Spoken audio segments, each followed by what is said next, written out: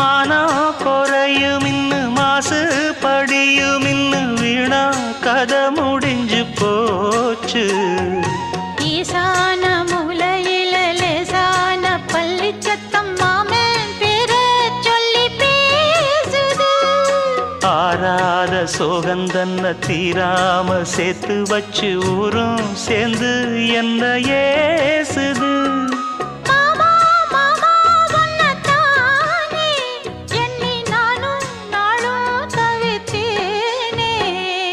கூண்டுக்குள்ள என்ன வச்சு கூடி நின்ன ஊற விட்டு கூண்டுக்குள்ள போனதென்ன கோலக்கிளியே.